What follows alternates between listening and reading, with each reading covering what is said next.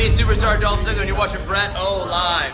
What is going on, guys? BrettO Live back with another video, and today we are filming episode 2 of the Week in Review setup. We're going to start off with Raw like we always do, and then we're going to get into SmackDown for this week. So without further ado, we're going to get in. The reason why I'm keeping this going is because last week's Week in Review did so well that I just couldn't hold back. I had to keep it going. So starting off Backstage, this actually wasn't on the Raw show. This was a WWE.com exclusive. Zack Ryder and Curt Hawkins end up coming up to the Revival, and they said, how about a championship match at WrestleMania? And then the Revival's like, we're going to have to think about it. And then they just walked away. So you never know. We could be seeing those two teams face off at WrestleMania. It could be Curt Hawkins' first win here at Mania. The Revival also did face Ricochet and Aleister Black. Didn't really go well for Ricochet and Aleister Black.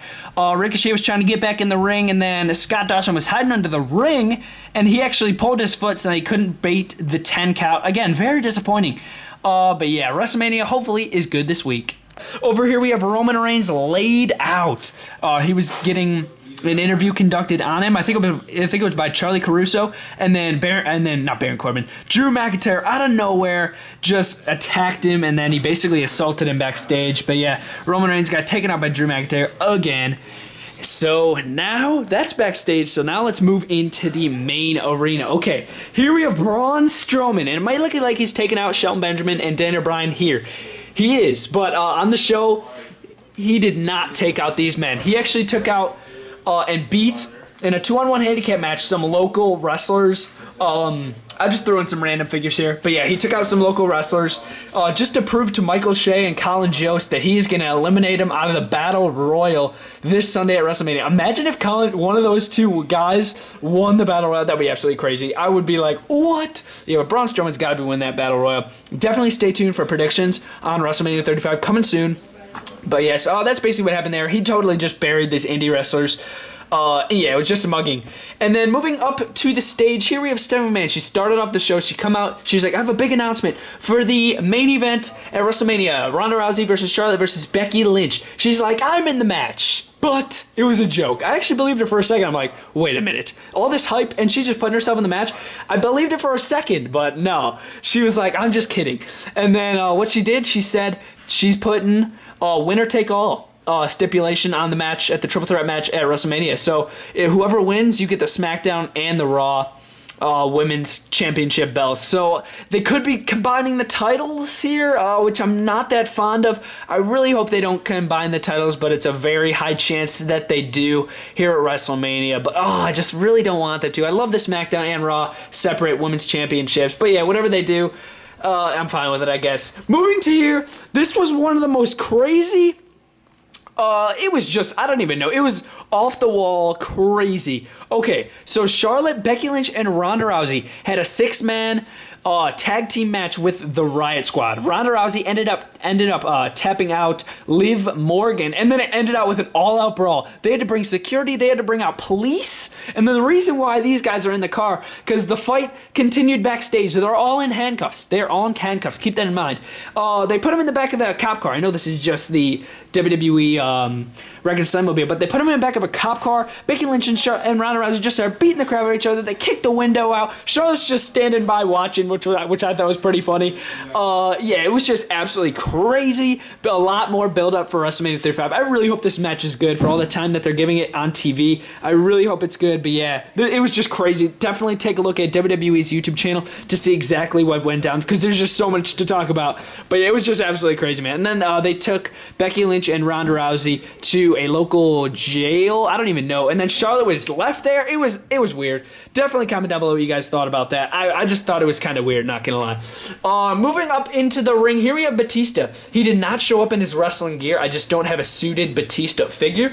So what happened here? He walked out and he's like, I only have one thing to say. He pointed right at the Titantron. He didn't point at Finn Balor, but he pointed right at the Titantron, and then he's like, and then he basically just, the editors put together a video of him beating Triple H 3 separate times. And then they kept on replaying the quote from SmackDown 1000 but you've never beaten me. Like, if you guys remember that, that's what started this all, which is absolutely crazy. But yeah, he just showed 3 clips of him beating Triple H on the Titantron.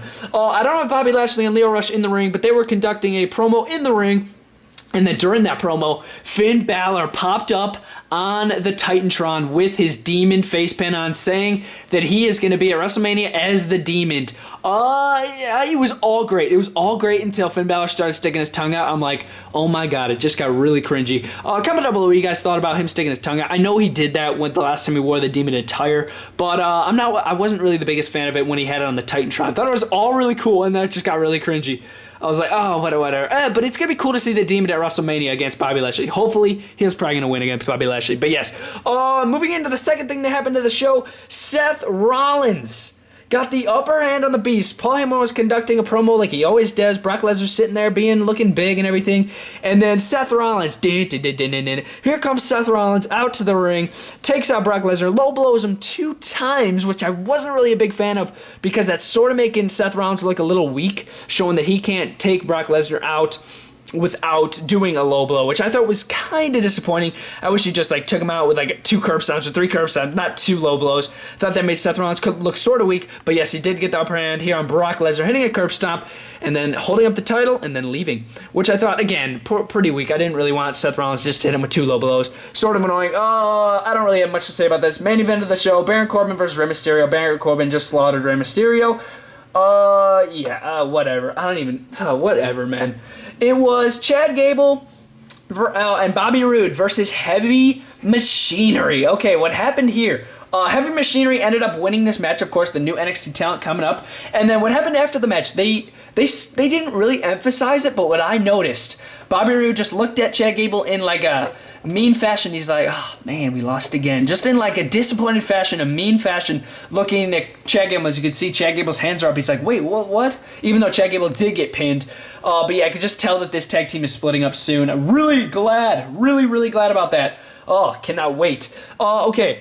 Yeah, but I didn't really care for that match at all, just being honest. Apollo Crews versus Jinder Mahal. Again, another weird match. Apollo Crews ended up getting the victory. This was actually a lumberjack match. Superstars surrounding the ring that are going to be in the Battle Royal this Sunday. Andre Giant Memorial Battle Royal, of course. Apollo Crews ended up beating Jinder Mahal with a frog splash from the top rope. Again, very interesting.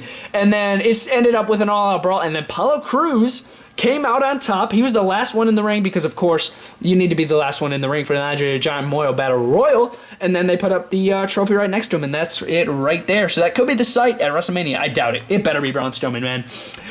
Moving to ringside here, we have Natalya, Beth Phoenix. I don't have the figure. Natalya, Beth Phoenix, Boston Hug Connection versus Nia Jax and Tamina and the Iconics. Yeah, Beth Phoenix. Oh, it was crazy. Beth Phoenix speared Tamina through the barricade. Beth Phoenix was doing amazing. Throwing that out there. Beth Phoenix is still amazing, man. She was literally one of the only ones that was doing good out there. Sasha and Bayley kept on failing all their moves, but yeah, it was a pretty good match. I enjoyed this one, and then Beth Phoenix ended up getting the pinfall and beating Tamina, Nia Jax, and then the Iconics. Kurt Angle actually come out to the ring, and he's like, oh, I don't have him. Well, I don't have Kurt Angle right out there right now, but Kurt Angle, boom! Sorry about the pause. Kurt Angle did come out, and then he pointed at the Titantron. I don't have the video in this video because I would get copyright, but again, head to WWE's YouTube channel. He come out to the ring, he pointed to the Titantron, and then, yeah, we saw they reflect on his career because, of course, he's retiring at WrestleMania. So, yeah, I thought that was pretty cool. And, yeah, guys, now let's get into SmackDown Live. What is going on, guys? BrettO Live back with another video. Wait, no, why am I doing an intro? Okay, guys, now we are getting into the SmackDown Live setup. SmackDown was a pretty good show, so without further ado, we're gonna start off with what kicked off the show. Randy Orton and AJ Styles on the KO show, the Kevin Owens show. They were on the show. It got pretty tense, so Kevin Owens ran out of the ring just like he did a couple weeks ago when Charlotte and Becky Lynch were in the ring. He did the same exact thing. I'm not really liking what they're doing with Kevin Owens. I think he deserves more than just this comedy act that he's pulling off every week now. But yeah, it ended out in an all-out brawl. AJ Styles went for the phenomenal forearm. Randy Orton caught him in the mid-air with a freaking RKO out of nowhere. Let me get a good view on that. That looks absolutely amazing, man. Absolutely wicked. That was absolutely amazing. Moving over here to the Usos, it was an 8-man tag team match. The Usos were teamed with Ricochet and Aleister Black against The Bar and Rusev and Shinsuke Nakamura. The Usos ended up getting the pin and the victory for their team. It ended up in an all-out brawl. All the tag teams were beating up on each other. Ricochet jumped over the top. It was absolutely amazing. And then after the Usos come out on top by beating up on every single tag team, Alexa Bliss come out and she's like, so now you're going to get a fatal 4-way tag team match at WrestleMania for the tag team championship. So it's going to be the Usos versus The Bar versus Rusev and Shinsuke Nakamura. I absolutely cannot stand that tag team. And then Ricochet and Aleister Black. Should be a pretty good match at WrestleMania. But yes, that's what happened with the Usos. Moving over here, this was very weird, I thought. Asuka, and then I know it shows her only eliminating Jeff Hardy right here, but the match was crazy. Definitely, again, head on over to WWE's YouTube channel to see who was exactly in the match. But there was a ton of women, ton of men in this huge, it had to have been a freaking like 10-man tag team match. But yeah, and then it ended out, because the reason why they're doing that is to build up for the men's and the women's battle royals that are happening here at WrestleMania. So it ended out with an all-out brawl, a bunch of people in the ring, and then Asuka was left standing in the ring by throwing Jeff Hardy over the top, which was very interesting.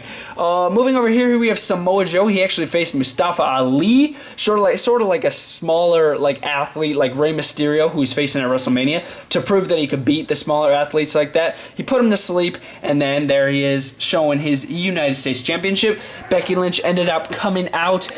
She got out of a police car backstage, and then she walked down to the ring. She's like, I'm out of jail. I'm winning that title at WrestleMania. It's my time. So yeah, pretty interesting right there. Hopefully Becky Lynch does win. Definitely look out for the predictions coming soon this week. Yeah, for sure those predictions are going to be coming out this week, so look for that. Final thing that happened here on the show. Comment down below if I'm forgetting anything. I might be forgetting something in the comments in the video. I feel like I'm forgetting something on SmackDown. Definitely let me know again in the comments down below.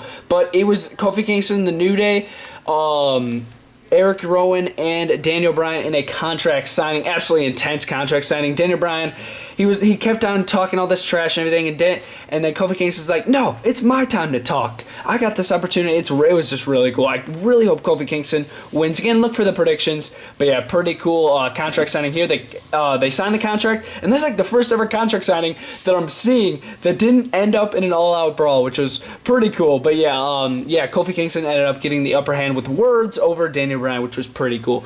Okay, guys, this has been the Week in Review setup for this week. If I were to rate Raw and SmackDown like I do every week for these Week in Reviews, again, comment down below if I'm missing anything. I feel like I am, but yeah, definitely comment down below. If I were to rate Raw this week, I would give it a solid 5 out of 10.